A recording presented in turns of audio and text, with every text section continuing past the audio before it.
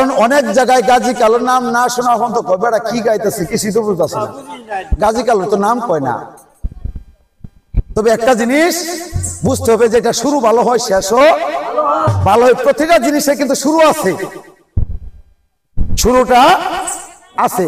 তাহলে এই জিনিসটা বুঝতে হবে, একটু লক্ষ্য করে শুনেন। বলেন।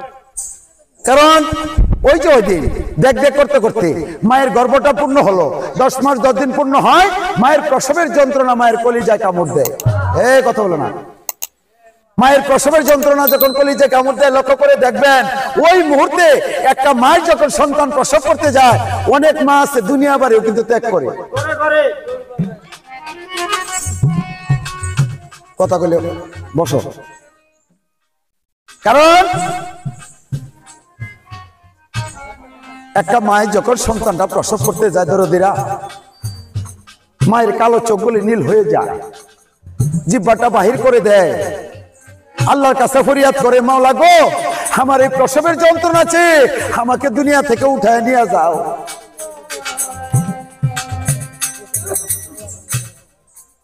সন্তান প্রসব করতে যায়, মায়ের যখন নিজের জীবন হারিয়ে ফেলে, সন্তান দুনিয়াতে আসে, মায়ের দুনিয়া থেকে বিদায় নিয়ে যায়। আছে না এমন সন্তান? অনেক আছে, নিজের চোখে দেখা। তার মতো দুঃখী ভাবে আর কেউ হয় না, কারণ তারে সান্ত্বনা দেওয়ার মতো একমাত্র আল্লাহ পাক ছাড়া কেউ তারে বুঝাইতে পারবে না। কারণ এই জিনিসটা, কষ্টটা একমাত্র যার মা নাই সেই বুঝতে পারে যে মা না থাকলে যে একটা সন্তান যে কত অসহায় এই দুনিয়ার বুকে হইতে পারে। সবাই আদর করে, কিন্তু মায়ের যে আদরটা, এই আদরটা কিন্তু সন্তানকে কেউ দিতে পারে না। মায়ের প্রসবের যন্ত্রণা যখন কলিজায় ধরে, বাড়ির দাসী ছিল,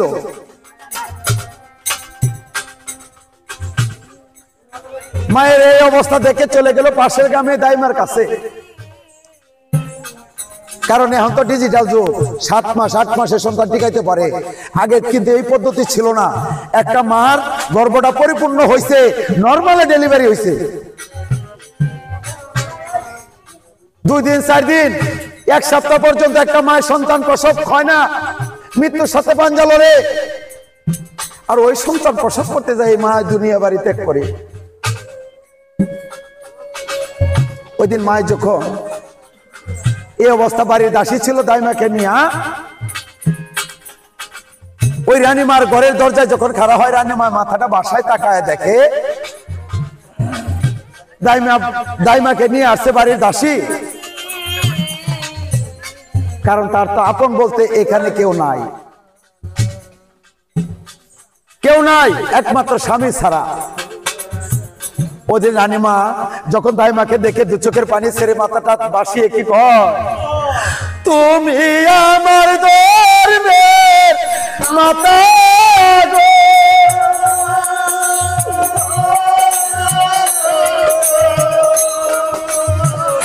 ও মা গো, ধর্মের কাজ করো গো,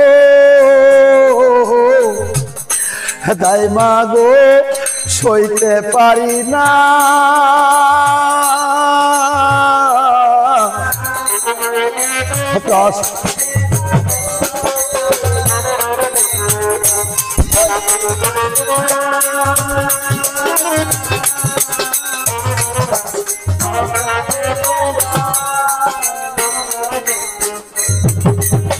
মাই জানে সন্তানের বেদন গো,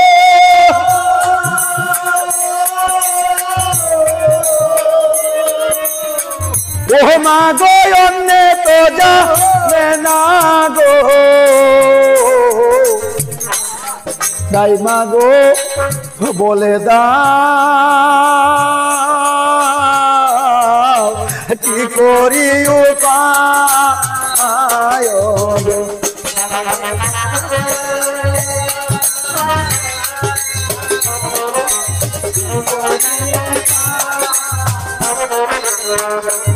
ওরে এই বলিয়া মা জননী কান্দে যারে যার, প্রসবের যন্ত্রণা ধরল যখন মায়ের কলিজায়, কান্দে কান্দে মা জননী গো,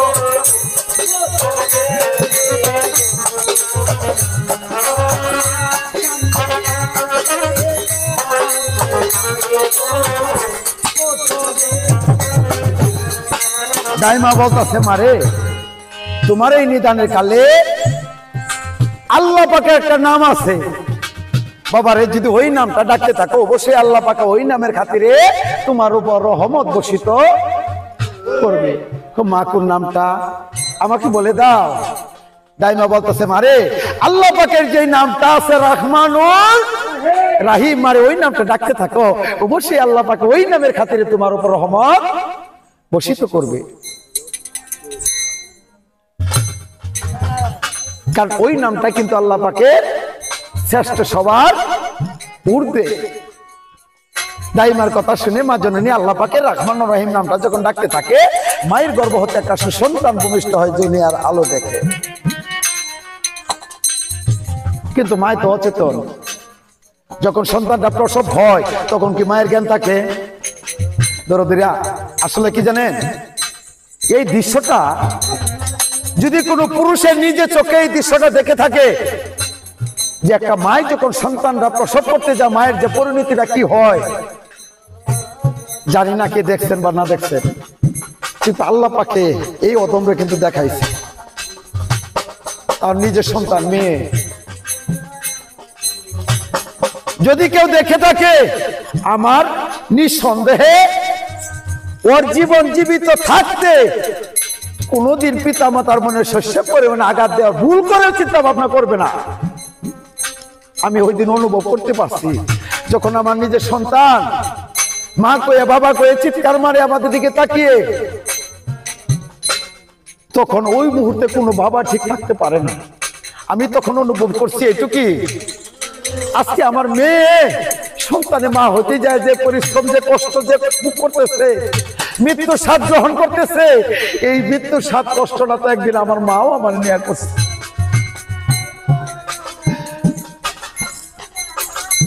শুধু আপনি আমি কেন, আল্লাহ পাকে যাকে সৃষ্টি না করলে কি বালুর কণা সৃষ্টি করতেন না?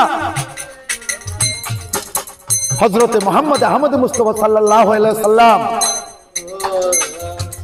উনি কিন্তু মায়ের গর্ভে থাকতে কিন্তু পিতাকে হারাইছে।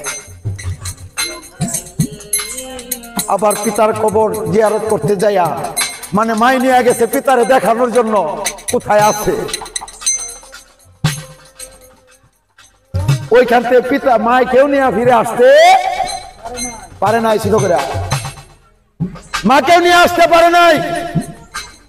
আপনারা জানেন আজরাইলের জীবনে ওই দিন কিন্তু আজরাইলেরও কিন্তু চোখে জল ছাড়ছিল। কেন? আল্লাহ পাকের হুকুম শুনে।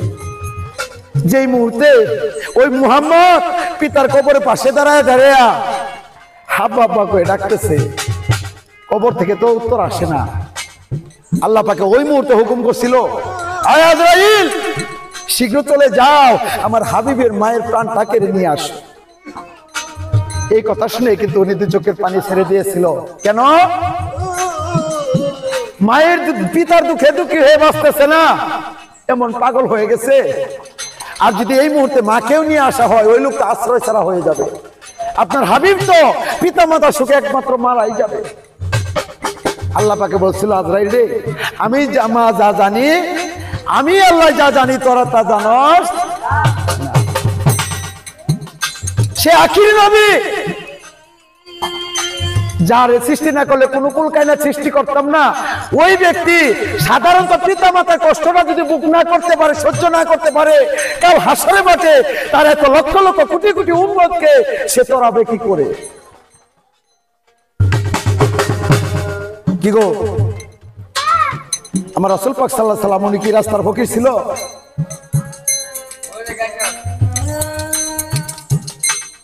উনি ছিল সারা জাহানের বাদশাহ। কিন্তু উনি নিজের জন্য কোনো কিছু চাহে নাই। এই দুনিয়াতে আসার আগমনের পর থেকেই ইয়া উম্মতি বলে উনার 63 বছর জিন্দেগি কিন্তু কাটিয়ে গেছে। একটা সন্তানের জন্য বাবা মা এমন জিনিস ওই ব্যক্তি বলে গেছে।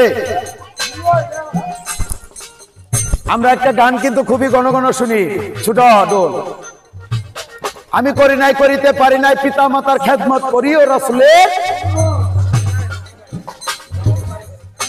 শুনেন না গো বাবার এই গানটা? এই গানটা প্রতিটা কথাই কিন্তু আমার রাসূল পাক সাল্লাল্লাহু আলাইহি সাল্লামের ওনার মুখের বাক্য। কেন আমরা গানটা গাই করিও নবীর উম্মত, কিন্তু ওখানে কিন্তু কথা বলা আছে করিও আমার উম্মত। কেন আমি নবী হয়ে আমার পিতামাতার সেবা করতে পারি নাই, আমার উম্মতেরা রে তোমরা পিতামাতার সেবা করে যেও, তোমরা কেউ পিতামাতার মনে কষ্ট দিও না। আর যেই ব্যক্তি পিতামাতার মনে শস্য পরিমাণ আঘাত দিবে, আমি নবী হয়েও কাল হাসরের মাঠে তাকে সেবায়েত করব না। দরদিরা, তাহলে আপনি আর আমি কে? আর ওনার জীবনী ঘাটলে পড়লে পাওয়া যায় অনেক মা ও সন্তান, বাবা মা সন্তানের মাঝখানে অনেক কিন্তু সংসার সমাধান কিন্তু উনি করছে, করেন নাই? সন্তানের কবর আযাব হয়, আল্লাহ পাকে আল্লাহ রাসূল উনি কিন্তু এটাও সমাধান দিছে। শুধু একটা কথাই, সন্তানে মায়ের মা কইয়া ডাকে না বিদায়, সেই ব্যক্তি দুজকের আগুনে জ্বলে। এটাই কিন্তু বাবা মার কিন্তু একটা কষ্ট। আচ্ছা, বাবা মা কি কোনোদিন সন্তানাদের কাছে পোলা মাংস খানা চায়? সব সময় রাজ সিংহাসনে বিছানা চায়? কিভাবে চাইবো? যদি চাইতো ওই বাল্যকালে নিজে না খায় কিন্তু মায়ের সন্তান দেখা হইতো না। এখন তো ভাতের অভাব নাই, এমন একটা সময় গেছে, ছোট সব দেখছি সবজি খায় মানুষ দিন পার করছে। 5 টাকা 5.5 টাকা শের ছিল আটা, 8.5 টাকা 9.5 টাকা শের ছিল চাল অন্ত কেজি। এটি কয়দিনের কথা?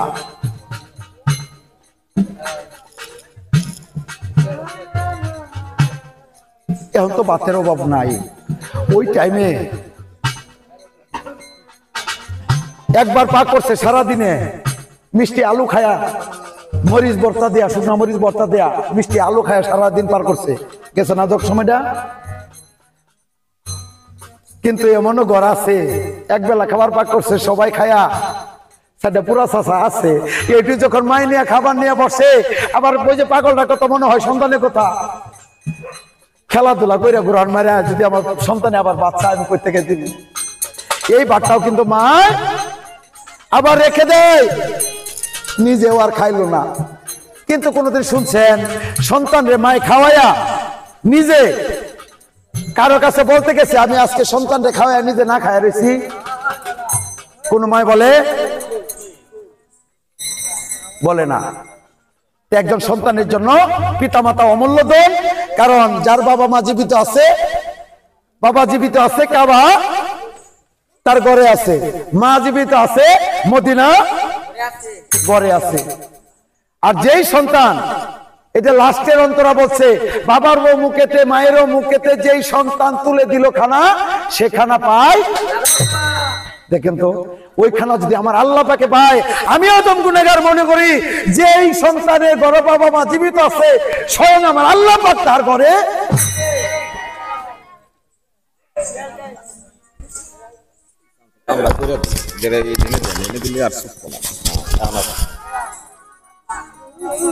তাহলে বাবা, এই হইল মূল ইতিহাস। একটা বাবা মা সন্তানের জন্য অমূল্য ধন, যে এই অমূল্য ধন হারাইছে কোনোদিন ফিরে আসবে না, সেদিন আর এতিম। এতিমের কষ্টটা একমাত্র, এই শান্তিটা একমাত্র আল্লাহ পাকে দিতে পারে। ওই দিন মা সন্তানটা ভূমিষ্ঠ হয়, মা অজ্ঞান হয়ে পড়ে থাকে, অনেকক্ষণ হয় জ্ঞান ফিরে না। দাইমা লক্ষ্য করে দেখে এত সুন্দর সন্তান, যেই সন্তানের গায়ে লাগাইছে মনে মুক্তা না লাগাইছে সীসা, এমন সুন্দর সন্তান মায় পাইতাছে না দিশা।